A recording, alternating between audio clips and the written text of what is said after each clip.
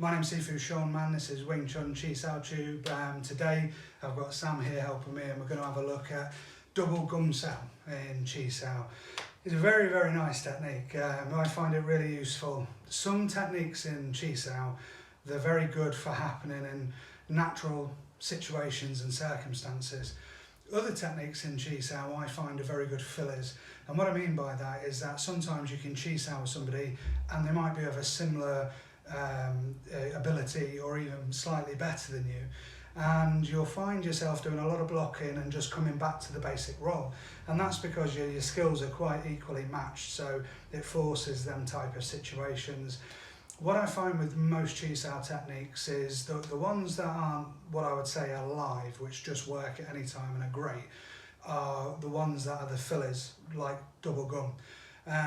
If we're in a normal rolling situation, I'm struggling to do something with that opponent, I always find double Gum Sau is a really good way to break that deadlock. And there's also a time to use it, and it is quite sneaky, but hey, this is Chi Sau. So basically what I find best with Gum Sau is that if you're having a hard time in Chi Sau, what happens is you'll keep resetting, and you might reset sometimes with your hands underneath inside. You could reset in the double Fuk Sau, or you can reset in, one out. If you're resetting all the time and you're struggling, come to the reset with your one in, one out here, okay? And then don't waste any time. Within one or two rolls, go straight into the technique and make it happen, all right?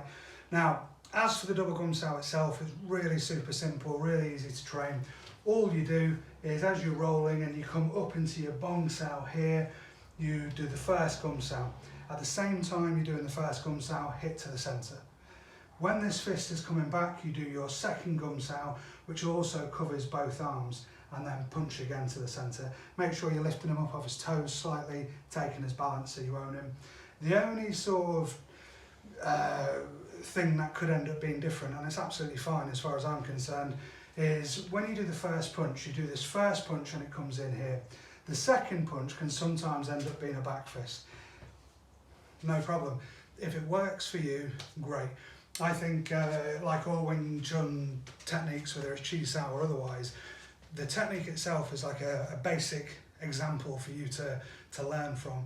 But what we all have to do is find ways of making that technique fit in the actual situation in what we're doing, and then we also have to reverse engineer that technique to figure out how we're going to use that in real life as well. So there's many different viewpoints and angles you can look at these things from, and I think it's important that you try to explore that to have a really good understanding of what you're doing and why. So again, double Gum Sau, super easy. You do the first gum and you punch in, and the second gum, and it can be that back fist or it can be a punch. It's absolutely fine. Once you've got the basic movement down, of course, you can start trying to look at adding a little bit of speed. That's absolutely fine. Most important is make the technique work. Make sure you're safe at this point, guys. If your elbow is low and you go to do this, Sam's just going to hit me straight away. Okay, so when we're doing this Gum Sau, no problem, but keep the elbow high. Get that punch in, make sure you cover both arms, snap it back, either back fist or another punch at this point. And then of course, do whatever it is you want to do from there. Really nice technique that, guys. Hope you enjoy it. Please share it with your Kung Fu brothers or sisters, or if you're a Sifu, feel free to teach it at class. Thank you very much for your time.